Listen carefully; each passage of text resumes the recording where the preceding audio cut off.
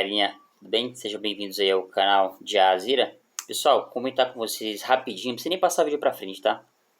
Só vou comentar o que aconteceu comigo, que provavelmente ou aconteceu com vocês, ou pode ser que aconteça com vocês, tá? Eu fui da partida de manhã cedo do meu Azira, eu achei que nunca ia acontecer isso comigo, tá? Eu fui da partida de manhã cedo no Azira e escutei um barulho muito forte, tucho, batendo, aquele barulho forte.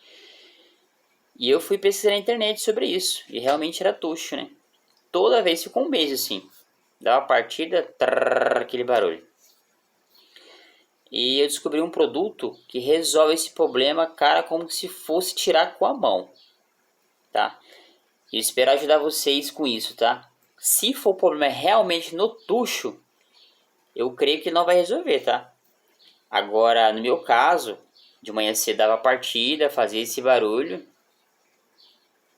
E a partir do momento que eu coloquei esse produto, cara, acabou. Nunca mais eu tive esse barulho no carro. Olha isso aqui, ó. E esse cara aqui, ó. Vocês pegam direitinho aí. Tá muito barato ele aqui, pessoal. Então, aproveite para colocar mesmo sem fazer barulho no seu carro. Já comprem e já coloquem. Como que ele funciona? Ele é um aditivo, tá? Vocês podem fazer uma pesquisa sobre esse produto aqui, ó. Ele não é Militech, tá? Ele é um aditivo, diferente do Militech, ele não cria aquela película que protege, não, ele faz uma função diferente, tá? Ele deixa o caminho do óleo até o tucho, até outros locais limpo, tá? Ele é um aditivo, ele vai tirar todos esses resíduos aí.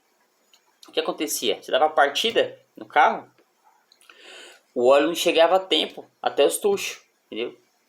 Não chegava a tempo, porque muita sujeira, muito muco de óleo.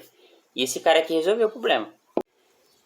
Pessoal, resumindo, recomendadíssimo, tá? Recomendo para vocês.